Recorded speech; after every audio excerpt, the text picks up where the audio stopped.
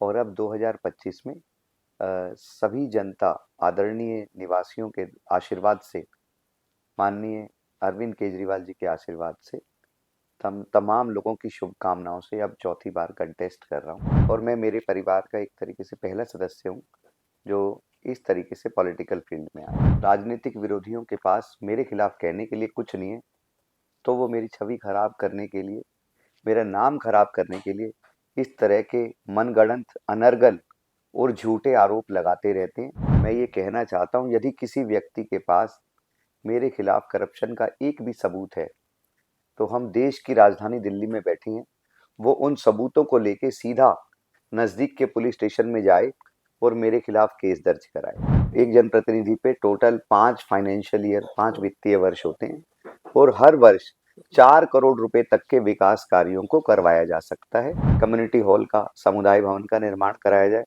तो उनके आदेश पे समुदाय भवन बनाया गया। कि पार्कों में फुटपाथ, वॉकिंग ट्रैक बनवाए जाए, तो वॉकिंग ट्रैक बनवाए गए। कि पानी की लाइनें डलवाई जाए, सीवर की लाइनें डलवाई जाए, वो भी कार्य कराए गए। सड़कों की रिपेयर और सड़कों को बनवाने का काम एमसीडी के अंतर्गत आता है। वर्तमान में निगम पार्षद हैं, मुझे नहीं पता उनका ध्यान कहाँ है। देखिए, व्यक्ति की भाषा से उसके संस्कारों का पता चलता है। और मुझे बुजुर्गों ने, माताओं ने, भाई और बहनों ने बताया कि पिछले 2 वर्षों के दौरान जब जब निगम पार्षद कार्यालय में गए, उन्हें वहां बहुत अपमानजनक बातें सुनने को मिली। जो व्यक्ति एक अच्छा इंसान नहीं बन सकता, वो अच्छा जनप्रतिनिधि क्या बनेगा। सभी सम्मानित नागरिक इस बात की इंतजार कर रहे हैं कि चुनाव में इन बातों का जवाब दिया जाए, इन अपमानजनक बातों का जवाब दिया जाए। नमस्कार साथियों, दिल्ली विधानसभा चुनाव 2025 का आगाज हो चुका है। 5 फरवरी को मतदान है और 8 फरवरी को उसके नतीजे सामने आएंगे। इस चुनावी यात्रा में मैं आपको 2015 के दिल्ली विधानसभा चुनाव में ले जाना चाहूंगा। सदर विधानसभा का क्षेत्र था और यहां से कांग्रेस ने अपने मुख्यमंत्री चेहरे अजय माकन को चुनावी मैदान में उतारा था। हाई प्रोफाइल सीट थी, तो जाहिर सी बात है नेशनल मीडिया की निगाहें इस सीट पर थीं। नेशनल मीडिया के रिपोर्टर इस सीट को कवर करने जब सदर विधानसभा में आए, तो एक युवक उनको छोले भटूरे खाता हुआ किसी दुकान पर मिला और उससे पूछा गया कि भाई, ये सदर विधानसभा की सीट बहुत हाई प्रोफाइल है, क्या कहना है, यहाँ के विधायक कौन है? तो उस युवक ने कहा कि यहाँ का विधायक मैं ही हूँ, बताइए क्या पूछ रहा है। तो ऐसी ही एक साधारण सी शख्सियत, जिसको आम आदमी पार्टी ने इसी विधानसभा सीट से चौथी बार मैदान में उतारा है, हमारे साथ मौजूद है सदर विधानसभा के निवर्तमान विधायक सोमदत्त जी। सोमदत्त जी, आपका हमारे चैनल में हार्दिक स्वागत है। सबसे पहले हम जानना चाहेंगे कि आपको जीवन जो आपका है, आपके जीवन में राजनीतिक सफर कहां से चालू हुआ? आपके परिवार में क्या कोई राजनीति में रहा, या आप पहले व्यक्ति हैं जो राजनीति में? सबको बहुत बहुत नमस्कार। और मैं बेहद साधारण परिवार से संबंध रखता हूँ। इससे पहले मैंने अपनी प्राइमरी एजुकेशन जो है नगर निगम के स्कूल दया बस्ती वाले सराय बस्ती स्कूल से की। और उसके बाद आगे की शिक्षा सराय रोहिल्ला स्कूल जो हमारे यहाँ पर है, उससे पढ़ाई किया। उसके बाद दिल्ली में खालसा कॉलेज है देवनगर के अंदर, वहाँ से मैंने अपनी ग्रेजुएशन की शिक्षा ग्रहण की। उसके बाद मैंने गवर्नमेंट सर्विस का एग्ज़ाम दिया, जिसमें मेरा सिलेक्शन हो गया। लगभग 12 साल मैंने गवर्नमेंट सर्विस की है। और फिर साल 2012-2013 में जब देश में अन्ना आंदोलन का उदय हुआ और करोड़ों लोगों ने उसमें पार्टिसिपेट किया, तो उन करोड़ों लोगों में एक मैं भी हूँ जिसने अपनी सर्विस से रिज़ाइन किया। उसके बाद वो आंदोलन से एक नए राजनीतिक मतलब सरकारी ऑप्शन, नौकरी थी आपकी? जी, गवर्नमेंट सर्विस से रिज़ाइन किया। और उसके बाद फिर मैं पॉलिटिकल विचारधारा के तहत एक नई राजनीतिक दल का गठन हुआ और उसमें 2013 में पहली बार कंटेस्ट किया। फिर 2015 में दूसरी बार कंटेस्ट किया, 2020 में तीसरी बार कंटेस्ट किया और अब 2025 में सभी जनता आदरणीय निवासियों के आशीर्वाद से, माननीय अरविंद केजरीवाल जी के आशीर्वाद से, तमाम लोगों की शुभकामनाओं से अब चौथी बार कंटेस्ट कर रहा हूँ इस सदर विधानसभा क्षेत्र से। आपके परिवार में कोई राजनीतिक पृष्ठभूमि रही क्या? नहीं, मेरे परिवार में बुजुर्गों में पिता, माता, दादा दादी या हमारे परिवार में कोई राजनीतिक पृष्ठभूमि से नहीं रहा, और मैं मेरे परिवार का एक तरीके से पहला सदस्य हूँ जो इस तरीके से पॉलिटिकल फील्ड में आया। पार्टी ने चौथी बार आपको टिकट दिया है। पार्टी ने कई टिकट काटे और 14 विधायक उन्होंने रिपीट किए, जिसमें किसी को तीसरी बार मिला है और कम विधायक हैं जो अन्ना मूवमेंट से जुड़े रहे और चौथी बार उनको टिकट दिया गया। क्या कहना चाहोगे, पार्टी की विचारधारा क्या है? अरविंद जी क्या संदेश देना चाहते हैं? मेरा मानना है कि भगवान की कृपा से और सभी आदरणीय नागरिकों के आशीर्वाद से और हमारे अरविंद केजरीवाल जी के आशीर्वाद से सबने बहुत मुझ पे भरोसा जताया है, आशीर्वाद रखा है, आशीर्वाद का हाथ रखा है मेरे सिर पे, और यही मेरी ताकत है। और इसी के दम पे मैं चौथी बार सभी देवतुल्य नागरिकों के आशीर्वाद से दोबारा कंटेस्ट कर रहा हूँ मैं इलेक्शंस के अंदर। विरोधी दल आरोप लगा रहे हैं कि 11 साल से आप विधायक हैं। पहली सरकार तो आपकी केवल 49 दिन लगभग चली थी। तो इन 11 सालों में विरोधी दल आपके ऊपर भ्रष्टाचार के आरोप लगा रहे हैं कि 15 करोड़ का फंड मिलता रहा है, वो पैसा कहाँ लगा है? क्या कहना है इस मामले में, आप क्या कहना देखिए, क्योंकि मैं एक बहुत साधारण परिवार चाहते से आता हूँ हैं? और राजनीतिक विरोधियों के पास मेरे खिलाफ कहने के लिए कुछ नहीं है, तो वो मेरी छवि खराब करने के लिए, मेरा नाम खराब करने के लिए इस तरह के मनगढ़ंत, अनर्गल और झूठे आरोप लगाते रहते हैं जिनका कोई आधार नहीं है। मैं ये कहना चाहता हूँ, यदि किसी व्यक्ति के पास मेरे खिलाफ करप्शन का एक भी सबूत है तो हम देश की राजधानी दिल्ली में बैठे हैं, वो उन सबूतों को लेके सीधा नज़दीक के पुलिस स्टेशन में जाए और मेरे खिलाफ केस दर्ज कराए। यदि किसी व्यक्ति पे कोई सबूत है तो देश की राजधानी दिल्ली में है, वो न्यायालय में जाए और उन सबूतों के आधार पे मुझ में मुकदमा दर्ज कराए।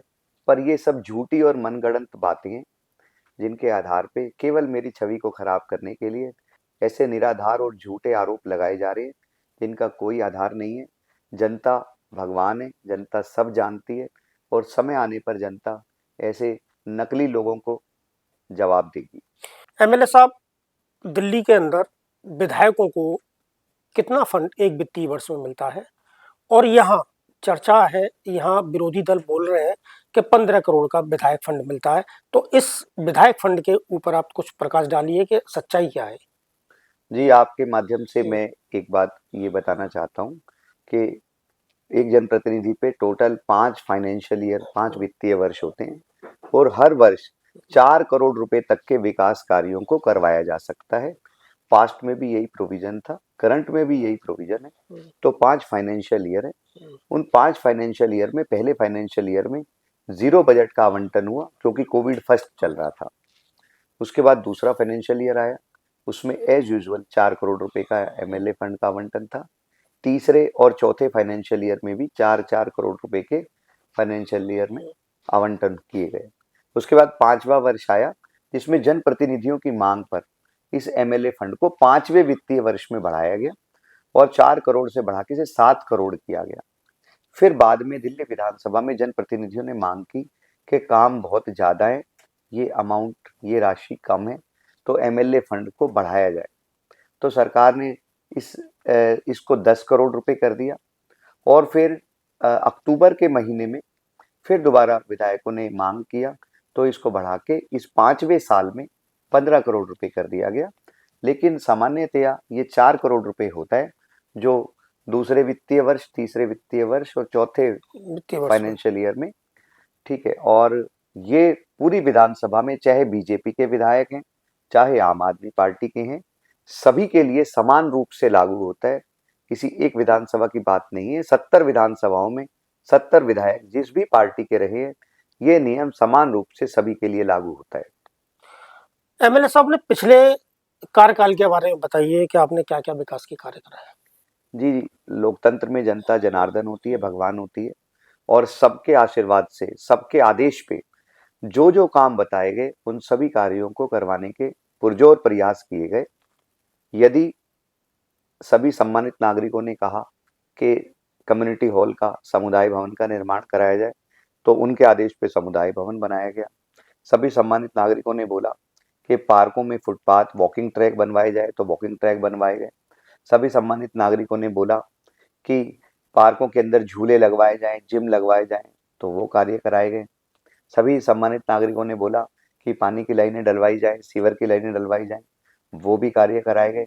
इसके अलावा गलियों का, सड़कों का और जो कार्य सभी सम्मानित नागरिक, तमाम धार्मिक स्थलों से मांग आई कि भाई वहां पे ठंडे पानी की मशीनें लगवाई जाए, कुर्सियां, बेंच भिजवाए जाएं और तमाम जो हमारे जो साथी जो देख नहीं सकते, जिनकी नज़र कमज़ोर है, उनके लिए नज़र के चश्मों की व्यवस्था, हियरिंग एड, कान सुनने की मशीनें और जो मांग सभी सम्मानित नागरिक करते रहे और वो एमएलए फंड के दायरे में आती थी, वो सारे कार्य करवाए गए। मैंने कुछ ट्राईसाइकिल भी देखी है आपके क्षेत्र में जो आपने दी हैं विकलांगों को, वो भी वितरित की गई। जी, नियमों के तहत हम्म। जो साथी हैं उनको ये ट्राईसाइकिल वितरित की जा सकती है, तो इसके तहत उनके लिए ट्राईसाइकिल की भी व्यवस्था कराई गई। सदर विधानसभा में विरोधी दल आरोप लगा रहे हैं कि विधायक के ऊपर भ्रष्टाचार के गंभीर आरोप है।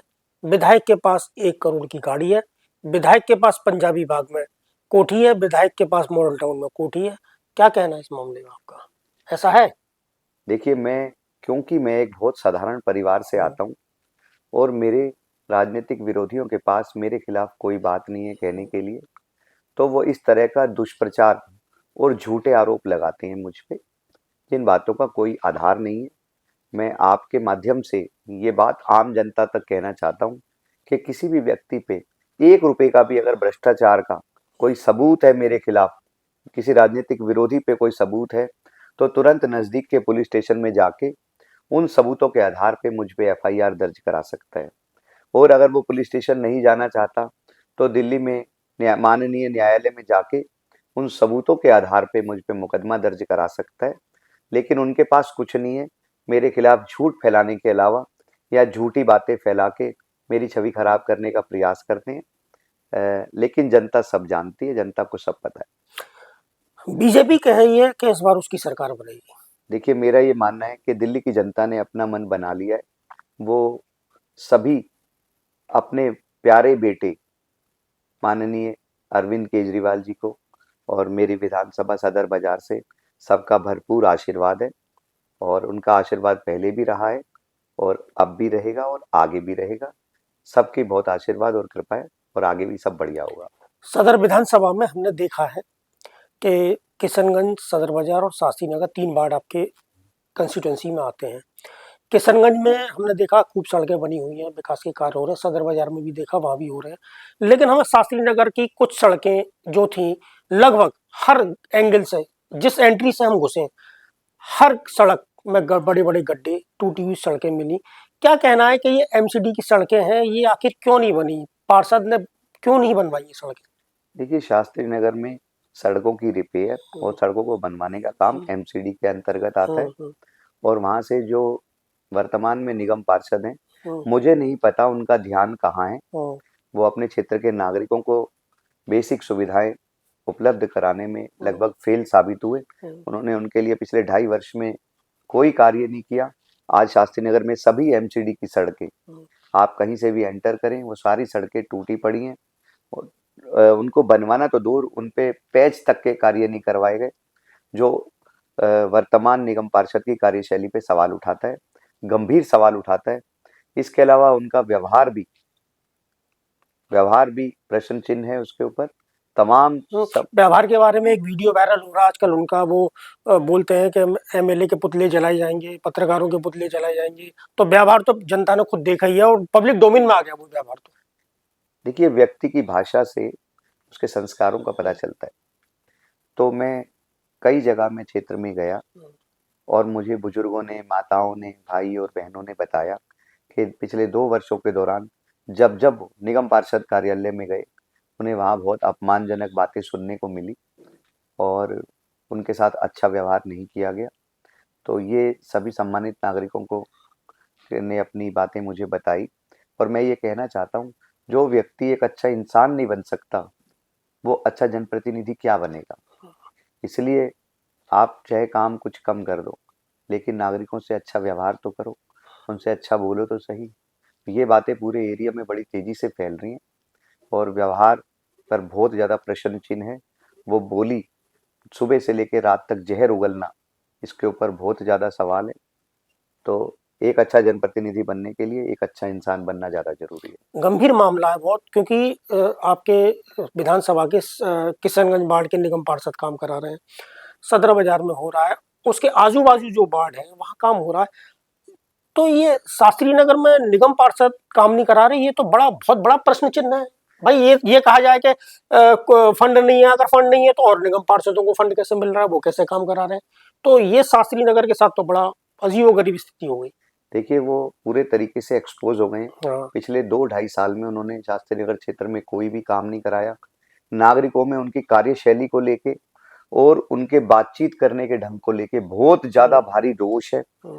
और सभी सम्मानित नागरिक इस बात की इंतजार कर रहे हैं कि चुनाव में इन बातों का जवाब दिया जाए, इन अपमानजनक बातों का जवाब दिया जाए, काम ना करने का जवाब दिया जाए। सब लोग मन बना के बैठे हुए हैं, आने वाले समय में उनको इस बात का जवाब दिया जाएगा।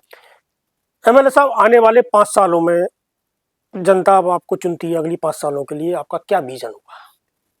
देखिए, मेरा ये मानना है कि जो क्षेत्र के सम्मानित नागरिक आदेश देते हैं उसकी पालना होनी चाहिए।